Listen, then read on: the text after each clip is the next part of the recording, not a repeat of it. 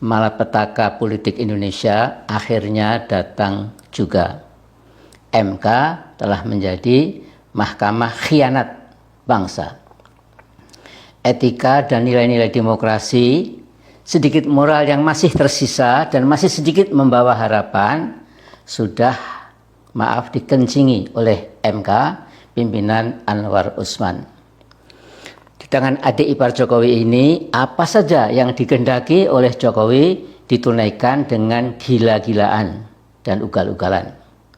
Saya pernah terpedaya oleh Anwar Usman ketika menyatakan dulu bahwa dia hanya takut kepada Allah.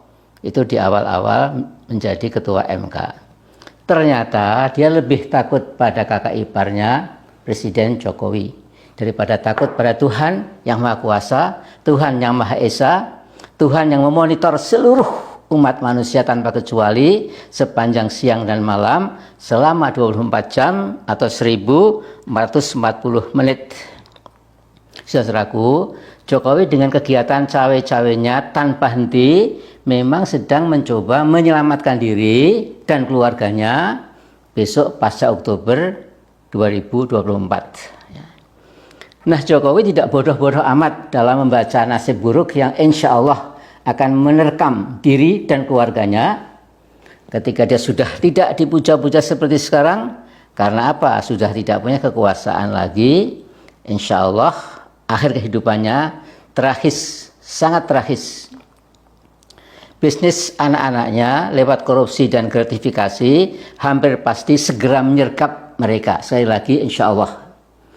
CNBC Indonesia mengekspos gurita bisnis anak-anaknya, antara lain Gola, catering cili pari, Markobar yang nggak begitu laku ya, pasta buntel saya nggak tahu apa itu, mangkokku Indonesia, tugas negara bos, permainan home pipa games, iColor dan lain sebagainya. Keluarga Jokowi dapat suntikan ratusan miliar uang haram dari Taipan dan Cukong. Nah, dengan meloloskan Gibran lewat keputusan MK, hingga Gibran yang masih ingusan, meminjam istilah Pandana Baban, bisa ikut nyapres atau nyawapres, maka MK telah menjadi mahkamah khianat, Council of Treachery, mahkamah bejat penuh khianat. Saya gagal paham terus terang, ya, mengapa para anggota MK itu tidak sedikit pun takut laknat yang mungkin diturunkan buat mereka, laknat yang dahsyat yang datang dari langit. Demikian juga sebagian besar anggota DPR RI, bungkam sejuta bahasa, dan juga tokoh-tokoh bangsa lainnya. Nah, saudara-saudaraku, ini maaf saya akan membuat sebuah prediksi enteng-entengan.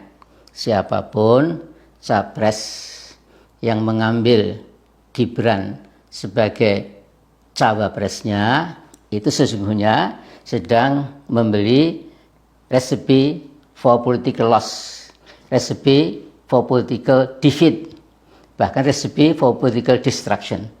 Jadi mengambil Gibran itu artinya resep kekalahan, resep kerugian politik, resep kehancuran.